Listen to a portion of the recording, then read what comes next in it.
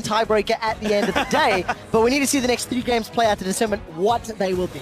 Yeah, if you're fans of Monte Cristo or anyone else who wants a 4 teams tiebreaker, you need Invictus Gaming to win this one. In fact, IG must win every game left in the tournament to get themselves into the quarterfinals. They must win the next 2, and then they must win a tiebreaker, which is, the very least of their worries there. Fnatic is hoping to move up in the standings, and here we go, chance select. Yeah, we're seeing here the next evolution in the pick and ban phase, where blue side in this tournament more often is just banning out these niche picks, these picks they really don't want to play against, they don't want to pick them up early, like the Tom Kench, like the Shen support we saw from Yellowstar earlier, and a Zero target ban there at Feven, whereas the red side is just obliged. You look at the ban numbers right there, 89% of the time, Mordekaiser 91% of the time, Gangplank has been picked 100% of the time when he wasn't banned, I believe, so power picks banned on red side, niche picks banned on blue side. And of course, with it at least taken off the table, that's actually the most first pick champion here at Worlds. 15 out of the 44 games that has been a first pick, but Lulu's not made it through. Yeah. Do Fnatic take it? I mean, you have to deny it for Kalista, surely. At least has been the lesser of all evils. IG pick up here an early Kalista. Fnatic saying, well, we don't really want to go in this protect the AD carry composition. Perhaps they don't really rate IG playing it very highly. I mean, this is Fnatic, they look like they're back on form. This is the aggressive Fnatic that kills you all within the first 20 minutes of the game, and when Raynor doesn't get a lease, maybe he goes for the Warrior Rex side that we saw him do so well during the European playoffs. So the incredibly aggressive early game Fnatic might come back out here. I would also expect this cannon to be a flex. Given that they gave away that last game, it was an AD carry. It could even be a triple flex, even with support cannon. We've seen him in 3 roles already. Viable in a tournament. Smack played top cannon, I believe, too. So yeah, there's a triple flex here, so that hides a lot of information. And IG, if they pick the wrong matchup, Fnatic can flex that cannon into it.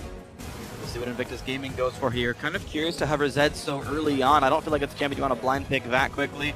In fact, they're going to hop off that right here. So even though the cannon is taken away from the Kalista support, the Annie is still up here for Kitties, and looks like IG going to have one of the most practiced, tried and true bottom lanes here. Also, what IG have gathered so far, Kalista Annie is a bot lane that plays well into almost anything. I don't think there's any hard counters to that at all.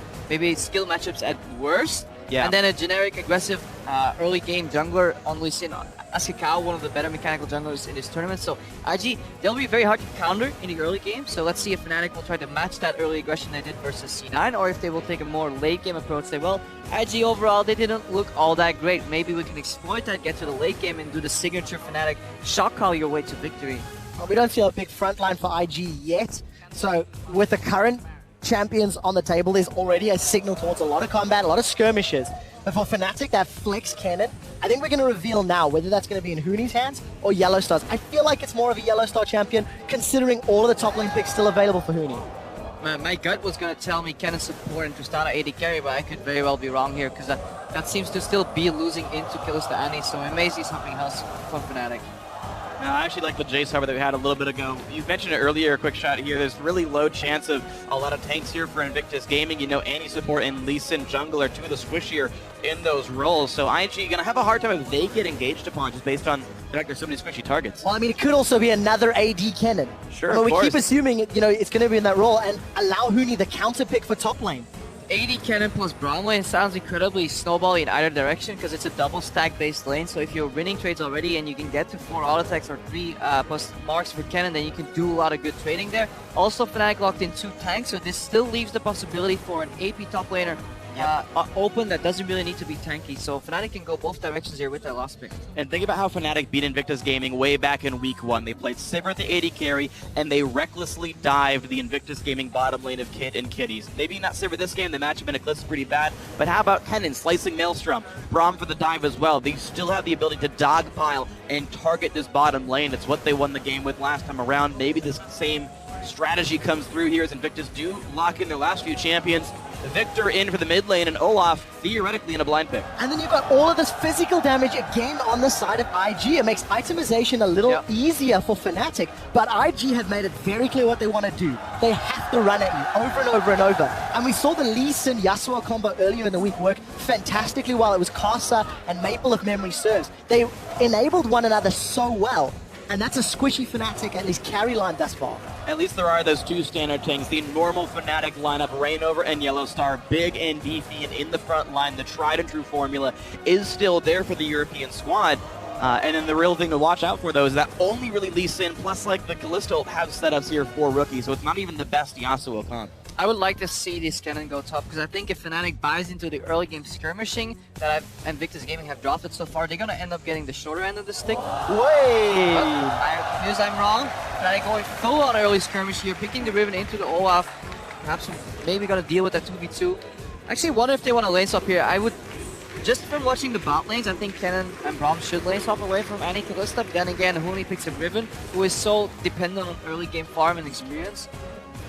Well, a lot of squishies are here. There's really no true tank that you consider, immovable here when you come to the late game there for Invictus. So Riven gonna have her pick of the litter in terms of targets, and Victor's got plenty of bursts to follow up on this cannon engage. So Fnatic just look like a very good, straightforward bash lineup.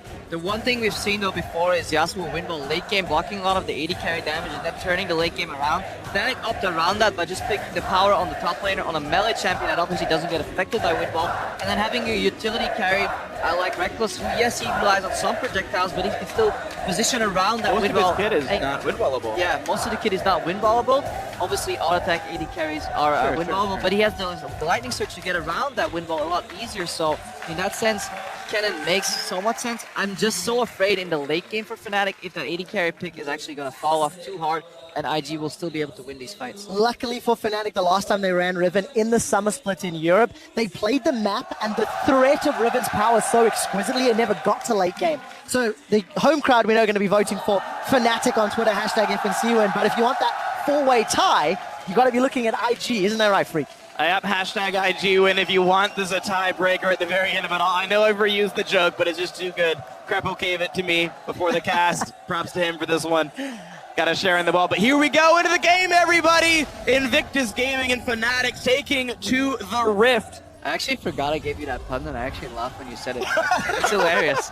So TLDR, I laugh at my own jokes. As do I, as do all great jokers. When they are gold, you are permitted to. The local fans have started what we're going to dub the French wave, and it keeps going round and round and never ends.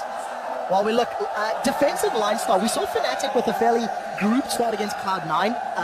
The threat, waiting in case Cloud9 was sticking around, and Fnatic stayed together, doing somewhat similar, but on the top half of the map this time. So this is actually where my analysis falls short a tiny bit, because I'm just not sure what Fnatic prioritizes more here. Getting Reckless and Yellowstar away from a poor matchup, but then at the same time, they're playing a lane that is very based around early trading and outplaying because you get outscaled, so therefore I assume Fnatic wants to play the lanes 2v2. It's hard to guess their true intentions here. Well, likely a couple seconds we'll get a better idea. Mirrored as far as the wards are concerned. There's Fnatic that started that invade first. I would think Huni's Riven would do well into an Olaf early because you can always gap close and you can get out of the accident even if one connects, and you can get to the Olaf even if he's trying to kite you, and you should be able to trade, especially around level 3. But then again, IG's bot lane, double range with Kalista, with a hard CC that's applicable target stun, that is so incredibly hard to lane against. Reckless and Yellowstar have always been adequate laners, but never something you consider strong, which is also something you consider both Kid and Kitties. Last week, when Kid ran Kalista, he did okay, but missed a few crucial lanes, felt like he was a little bit out of tune with the rest of the team, especially around the Dragon and the Baron plays. We need to see if that's been worked on over this last week. Well, Kid has not been the most prolific of the Kalista players actually over on Invictus, but you can see, as Tabe mentioned, this team is much more about their solo lanes here, and Rookie already getting a good start in the mid lane is the kind of sort of formula for success IG wants. So we asked ourselves what's going to happen. Fnatic did a deep invade in bottom left side, but then moved their bot lane around. So they faked the lane swap. They said, okay, we're taking the left side of the map, but we're still going to send our bottom lane to the bottom lane. So the expected outcome here is to think that Fnatic actually does want that 2v2 and a 1v1. I watched Huni do the wolf camp. He actually used this third strike of his Q, landed on the floor before the wolves even spawned, so he was actually a little delayed there. So maybe some nerves there on Huni. And we saw that last week as well. Huni in week 1 was not the same level that we've come to expect, but his Nard performance earlier today, significantly stronger. Crepo, we do have that 2v2 in lane, and you have to feel it could be very swingy, whoever gets the advantage. I mean, it'll swing to IG side, because Kid and Kitties took the Krugs, while Yellowstar and Reckless leashed the Wolf for Huni, who actually missed a lot of damage with that failed Q-proc. So overall, top lane got snowballed a little bit. Rainova also started top side of the map. He's now looking to find Kakao, and he's looking to protect Huni. we're going to see if he's going to be able to do okay in this matchup right now. The CS about equal, but Flask on Olaf means his health is not high enough to survive it all in like this. It's going to be the knockup into a bunch of CC. The stun lands as well. Look at the chaining. And of course, he doesn't have Flash. And because of the Flask start, they read it, and Fnatic get the all-in. Well, fantastic play from Reignover and Huni, punishing Zitai in the top lane. And on what a champion. Riven, snowball heavy, he gets a lead. I mean, it's such a weird start for Zitai here. It's so easy as Olaf to start cloth armor, no potions, clear a full camp, recall, get 5, and then TP into the lane. But the fact that he has no raw defensive stats means exactly that can happen to him. And I think it's a huge mistake in a matchup like this. So we'll find out if it continues to hurt Zitai. We did see Reignover setting up in the middle lane. He's now going in for Rookie. Connects with the Prey Seeker. Featherman is going to put the gravity field down and will get the Summoner spell. I just went and looked back, and Kakao actually pinged the exact location of Reignover, but there was no vision. So that means two things. Either Kakao said, hey, watch out, Rek'Sai can actually end up here and tunnel over later, so you have to be careful. Or he was telling his jungler, I'm going to take this path and come to you. Likely he was actually warning Zitai of an impending Rek'Sai gank that could potentially happen, but he chose to ignore it. And he paid the price for that one. Really rough start. Every time we look middle, Rookie is jumping in on Featherman over and over. It hasn't impacted Featherman's farming yet, but he's running out of consumables, and there's pressure from Kakao. Kakao's looking to set up the game. Oh, Winwall misses, though. He tried to reflex it onto the Featherman. E didn't block much of anything.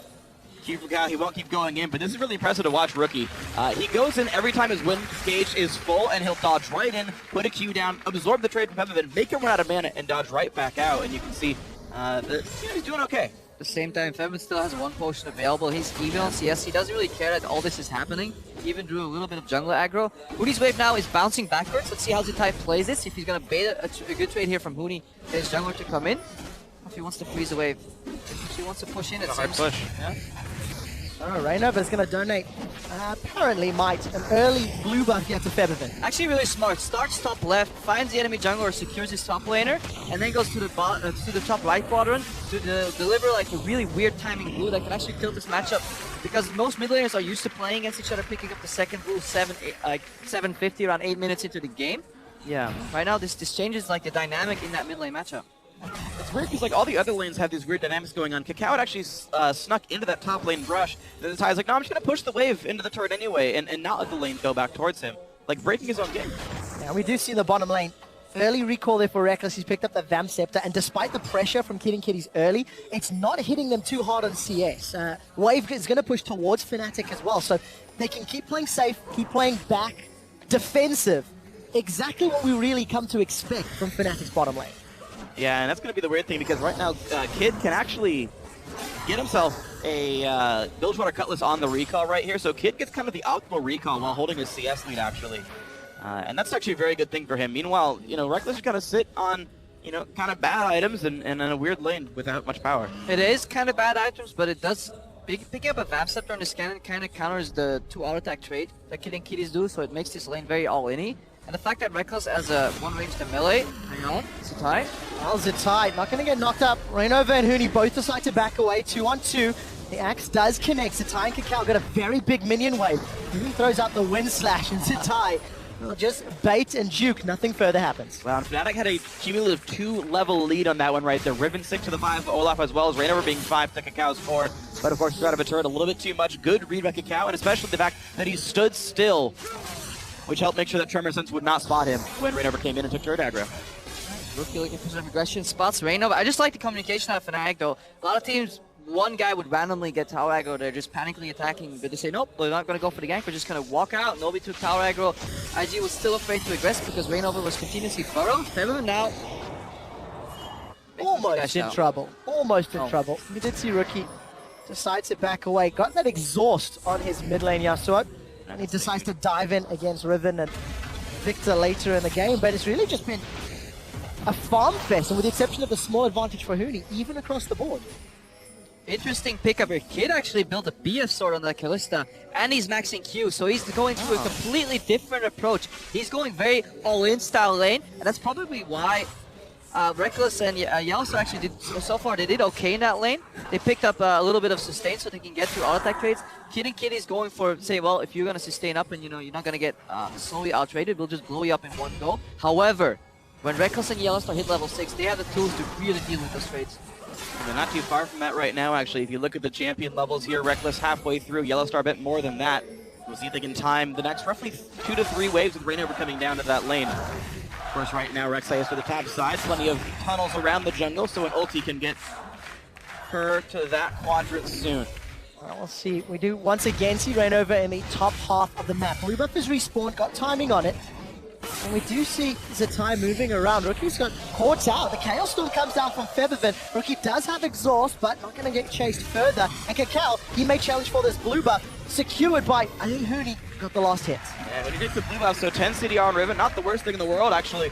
Scales very hard on that stat, especially with the Lucidity boots already there. It's like almost worth more, kind of the way the math works out there. So Huni's still getting a lot of favors from his team right now. Like, they picked the matchup last, they saw the Olaf, said, yes, we're going for the Riven. The flex pick Kennen to make sure they could kind of pick last and still make it work out. Even got the first gank. Huni is the man that right now Fnatic are relying on to win this game. And they can. Because not only has Huni shown in the past that he can do it, Fnatic can play the map and run the threat of a very strong Riven if they can start putting some pressure on these towers. The only catch is, Reckless and Yellowstar have been playing so defensive, it's going to take some time before they get unlocked. And more importantly, Yellowstar for his ability to roam around on that Braum. Well, I think it's the right thing to do for Fnatic's bot lane. They're just neutralizing the enemy threat. They're playing against a stronger lane and they're going relatively even. They have to be obviously careful of the all-in threat, but meanwhile Fnatic, as a top lane triangle, is winning that part of the map, and that was their signature style. Relatively passive early game, playing on the top side triangle, and then making teleports later on work for ganks. And you're going to see the work for ganks right now as Rainover comes across to the mid lane. There's that other point of this one. It's Isosceles, because here comes the gank for the top lane as well as the mid lane there. And Rookie losing all of his health, and there it comes in. But at the same time, a fight in the bottom side. Ulti used on the Kitties to keep alive. Reckless tries to zone the team out. This Andy's so low, but there come the teleports. Huni has arrived, and holy crap! Everyone's dying in this fight. Reckless goes down. Zatai gets a bunch down, but Huni, the double! The triple kill! The quadra kill for Huni! Unbelievable! 5-1! The teleport comes in, and Huni flashed back in. He went past the Olaf, and Fnatic get the mid lane tower, and most likely the dragon. I do not believe that this just happened. Oh, that was incredible. Huni was flashing over aggressive before last week, but now he's flashing aggressively just right. This is still the Fnatic we remember from the summer split regular season over in Europe. This is the Fnatic that so many people had winning this group, and it still looks like that same Fnatic now. And what a swing! Thanks to the kills, thanks to the dragon, the tower, blue buff secure. Fnatic have got themselves a 3,000 gold lead and an advantage in every single metric in the game. That has to be one of the most valuable teleports that we have seen throughout the group stage. This is what we've been used to seeing from Fnatic.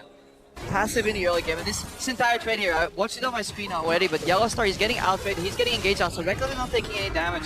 Yellowstar trying to get out here, and the problem is Kid, his E, at the end, he gets stunned right before he can E. Chain CC into Yellowstar's knockup. Huni was actually a fraction of a second earlier in that TP, and then just watching the play what he does here, going for the bravado of this play, going back in with the flash and turning that around, that just shows he is confident and he's by no means influenced by whatever happened in the first 2 losses that Fnatic faced last week. But yeah, really good cooldown spacing here from Fnatic. Kid has to flash in, gets immediately stunned by Reckless. Reckless held his cooldowns until it was necessary to peel for his support. So overall, really good trading. And we can also see that Kid, if he was maxing E, he could have executed a lot earlier to finish off Reckless. But because he has running that Q-Max, he really has to get a lot of spears, and he just wasn't certain enough that it was going to kill the enemy AD carry. Yeah, Keep Me On Else went for a lower attack speed build as well, so BF Sword instead of Cutlass into a, dagger would have changed the dynamic a little bit more as well, but all said and done, Fnatic in a sizable lead there. Incredibly though, the Lee Sin is snuck behind Huni. Well, there's a 2-on-2. Rainover's joined the fight. Huni's going to get the shield, and he's turned to Zatai. He just dunks him in the spot. Fnatic have got a massive minion wave, and they will take a tower as well as the kill. I think Kakao, he started Gromp, and Rainover sends him with a trim, is going to push him out of his own jungle. Fnatic say, we want everything. Rainover has had some fantastic game reads overall in this game. His early gank either works in Huni's favor to get a kill or deters Kakao from ganking. Then he helps mid lane a bit. He asks his bot lane, are you guys okay? Yes, they're fine. He continuously hovers around Huni, who's now 5-1, and he kind of predicts there as we see Yellowstar being traded on. Just a gank from IG, and he just robs IG of any potential counterplays. It's just fantastic to see where he's pathing on the map with zero downtime, because Reignover on Rek'Sai can always just ulti back to the tunnels. Yeah, part of more kills, dying less, and still more CS. Kakao completely outplaying him. I know coming into Worlds, Reignover was considered maybe the weakest portion of Fnatic. We're a very good team. It's not like he's a bad player, but just not quite to the caliber of the rest of his team. But so far, basically perfection from the Fnatic jungler here. And though Huni is getting all the kill credit, it has all started with Reignover. And it always is. Reignover has been the crux of Fnatic all summer long. He is the one that gets them ahead, and then the rest of the team play very intelligently. It's like when you play those bridge builder games and you have to start on one pylon. That pylon, that's Reignover, and then you can expand, you can make a nice pretty bridge that everybody's watching. But Reignover, he is the support. Like, he works behind the scenes to get these lanes ahead, and we see sometimes when Fnatic plays around the bot side, Huni playing on an island, sometimes he's a little lost, goes in for unfavorable trades, and then needs a jungler to back him up, but by that time it's too late. This time Reignover says, no, I'm here the entire day. If you ever need my help, knock knock, I'm here. Yeah, it works. Well, I guess a lot of teams at Worlds could have constructed additional pylons here. They would love to have a jungler like Reignover because he's completely supporting Fnatic across the map. And what we see is every time Fnatic are getting an advantage in this early game, they are pressing for deep wards. Reignover may be pressing maybe a little too far. Fate's call has been channeled. Kitties goes in. Is coming up. He will find the stun. And there's the support. So they have at least one cooldown. It's not the longest, but it'll also pull Kitties away from the tower. Look, Reckless and Yellowstar, they're hitting it the whole time. Just right a teleport from Huni. You can't do this anymore. I mean, the problem is Huni got ahead, and then IG made the mistake of ganking the 5-in-1 Riven, and suddenly none of this works anymore. Bloodthirster Brutalizer Ionian Boots at 15 minutes. Yeah, talking about Bloodthirsters, Kid has one on Kalista early game with Qmax. That is one of the worst scaling builds overall because it is so front-loaded. Auto attack Q, that's it. Your damage is done. Your next additional auto attacks are incredibly slow. You obviously deal less damage since Kalista got changed, and you don't have to rend execute at all. It gets a Braum who can easily see that projectile coming in fights. I just don't think this is a smart build overall. Might not even matter anyway. Even if you could build optimally and CS perfectly, Huni is just... It's like he embraced a guillotine here in France, because right now he is ahead. And I don't know if anyone can stop this Huni train. Another objective steal as Fnatic get the blue buff in the top lane.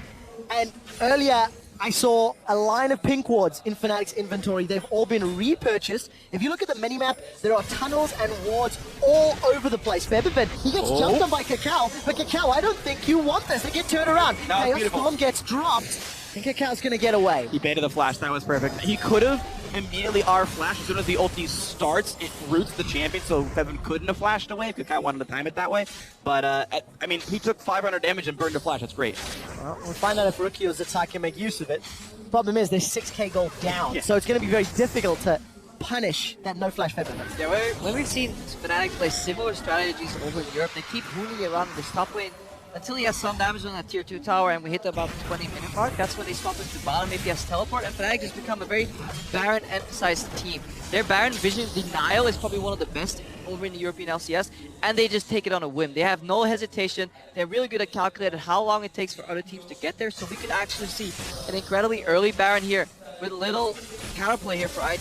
Yeah, keep in mind, they have an attack speed focused Blade of the Ruin King AD carry. Even though Reckless is not a traditional hard carry, he's not like a Kog'Maw or anything, he's still got objective damage in spades.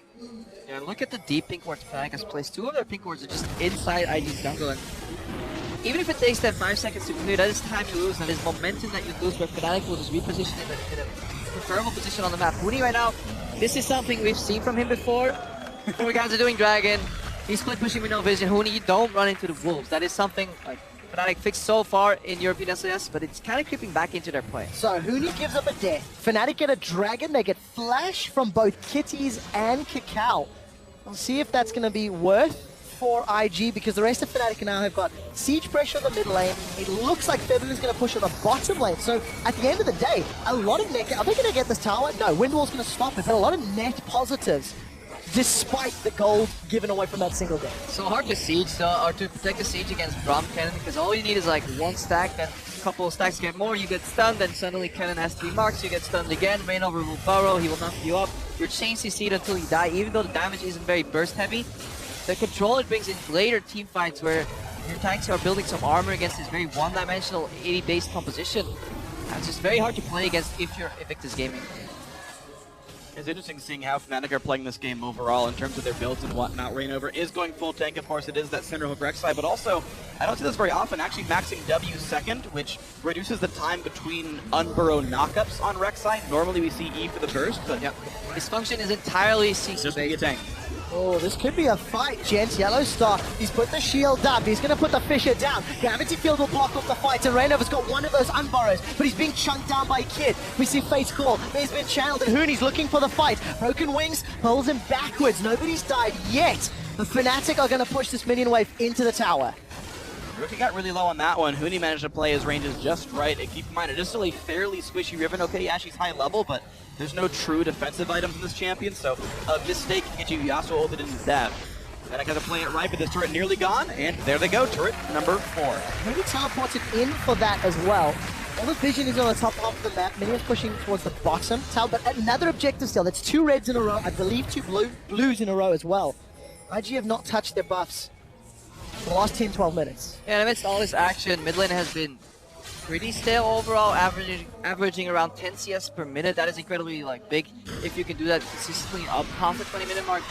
Febvre right now, he's comfortable becoming a really big AP carry, and that's something that IG's lineup is lacking. So the longer this goes, the better for Fnatic. They actually have no alternative plays on the map either so far because Dragon's down, they've taken all the buffs. So sieging a tower is pretty much their only really map-wide play they can do. Once Baron spawns though, you can see a lot more pulling around of IG members that Fnatic can do on the map. And there's actually a window literally right now. If you take a look at Invictus Gaming's wards right now, they've got a ton in the bottom jungle. They've been covering that side as much as they can, but as far as this western side of the map, they don't have any vision at all that would track Fnatic. Yeah, Fnatic knows this because they have 2 deep pink wards. They know IG actually hasn't even tapped into the river because all the fights have been centered around the ruins of that now.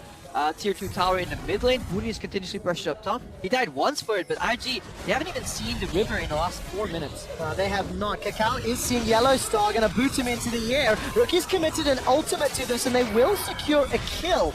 Doesn't look like Fnatic will have a counterplay, but it's at least one more on the board for IG. No, it's solid by Invictus. They're finding these individual picks by one member being left out. It's so early into the game. These guys are spread out. Yellowstar was out in front of the map, trying to put some deep wards down, and Cacao played this so well. Chili's fight for the slow, so you could walk behind Yellowstar so that he can kick him a little bit more towards Rookie. There's a beautiful setup there. Happy minion wave as well for more dashes. A lot of things go right, but these are the mistakes that Fnatic can't make. Yeah, you can't overextend when your AD carry is in base.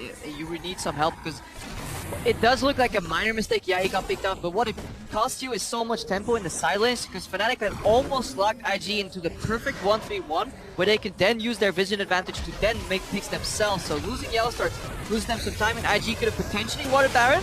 They're pinging it right now, so they are aware, but this is Fnatic typical, just burning it down. Chaos Storm's even thrown in as well. Yellowstar does have the Fisher available. Gravity Field there for zoning, and Cacao is down. Baron secured as well. And Fnatic at 21.5 minutes, they're looking for more. And it's going to be Kid trying to run. Reckless does land the stun. They got the utility out of their AD carry. A flash knockup for Reignover means another one. 10-4 affirmative. Fnatic are ahead. Fnatic don't care about your vision. They don't care that you know because they know exactly how long it takes you to get to the Baron. In addition to the fact that they know exactly how long it'll take them to do the Baron. Simple math, checks out, we get a free Baron, Cacao overextends, and Fnatic looking to take their first inhibitor of the game at 22 minutes. And the first time these teams met, Fnatic was 1 kill away from a perfect game against Invictus. Right now, it's almost the same. They're only 4 kills away. No dragons, no turrets picked up by IG whatsoever. They're getting absolutely whitewashed here by Fnatic. What a difficult situation to be in if you're Invictus Gaming. Because everybody knows that the Baron plays for Fnatic are strong, and how do you play around it? Hooney's even going to use that Valor to dodge away from the Sonic Wave. The rest of Fnatic pushing in the bottom half of the map with the Baron minions.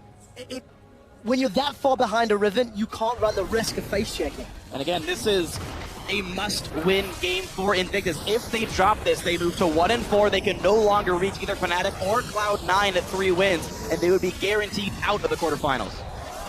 If you watch the way these fights are playing out too, there's the really important matchup is Olaf versus Riven. If Olaf was ahead of Riven, then Zitai could storm in, threaten one of the carries, be it Febvre, be it Reckless, be it Hooney of Fnatic, and that would gave you so much forward zone that the rest of the IG members really could follow up and do some damage there, potentially get a good win goal. Since he's behind, it's so easy for Fnatic to kill. Look what Yellowstar can accomplish here solo as a support. Just tag somebody, and when they're running in so slowly, one by one, it's so easy for Fnatic to play these fights. CC from Reckless is still relevant enough to flash into 3 people almost, because his team has his back and his continuous spacing here, so it's incredibly hard. There's almost no answer that IG can realistically, fabricate. And while we were in that replay, gentlemen, Huni went back and spent over 4,000 gold that he had accrued, bought a last whisper and a Quicksilver sash. So he really just wants to get in and obliterate anybody in the front line. And look, there's hardly any armor to speak of. He's going to be, for lack of a better word, shrekking the back line. Thank you, Pyro, for that one. And it's just a great performance from Fnatic. Unfortunately for Monte Cristo, the dream of the 4-way tiebreaker will be dead if Fnatic can close this one out, and we'll be looking at a single game tiebreaker, either the first seed or second seed. Fnatic, they're knocking on another inhibitor tie. Yeah, Raynor has 220 armor already at 24 minutes on that Rek'Sai. He's doing a Tormail, so also the way Tormail operates is it doesn't take into account resistances for the return damage, so he actually does a good amount of damage if he gets focused in these fights. Yeah, it specifically takes the damage you would have taken before armor and then transmit it as magic that would be reduced by MR. So yeah, it's very large amounts of damage. Flash engage though does catch Peppa, and Yellowstar walks right in, puts up the shield, blocks a lot of it, and now Reckless is there to buy some time, but the first kill does come through, grabbing it out. A big knock-up, and here comes Huni! He's already got one on the board. It's a triple kill for Reckless though. They're turning onto Kid and Kitties who are trying to run away. Quadra kill for Reckless. Kid is trying to get away. Huni wants to set him up. He's got the broken wings. He's got the sling. He wants the Penta. Reckless is looking for it. He needs to get it right for the Scumbag Yellowstar! He did everything he could to set it up. Reckless did not have enough ability power to kill him off with the QW, but either way it means the game. Fnatic up to 3 wins, and Invictus Gaming are out. Yellowstar says, look at me. I am the captain now. The crowd go wild. Fnatic not so much. They still have another game. They still need to win against AHQ. And if Cloud9 are unable to beat IG, there's the possibility for Fnatic to top this group. That'll be the one to watch for, and of course a Fnatic win in their next match would guarantee them a spot in the quarterfinals at 4 wins. Only C9 could tie that feat, if I understand correctly, so that would be an incredible battle. But I mean, what just an incredible set of games by Fnatic, not only today but also back in their very first one when they looked like the real Fnatic. I mean, these guys 2-0'd Invictus Gaming with a total of 6 deaths, no turrets lost, no dragons lost. I just think it's fantastic to see how solid these Fnatic members played. Bot lane, Reckless and Yellowstar held their own into a matchup that should leave them drastically outpoked, especially since Kid, we talked a little bit about it, he was running Q-Max. That's actually a very poke-heavy build, so double range auto plus Kalista Brent and that Q, they should have been down CS for sure. Raynor was secure to the top side of the map. He held that triangle lead, even though he got traded on, farmed it fantastically well, and we already know what happened to Huni, so it all seems so simple when Fnatic plays this methodical playstyle where then they snowball the bot side of the map with the teleport. But they do it oh so well, and it's really refreshing to see that they went back to what worked for them in the European Summer Split. Yellowstar came out, this wasn't Fnatic that we've seen so far, well this is. And Fnatic, they set a tournament record for the quickest non-surrender game in their first match of the day. They beat IG in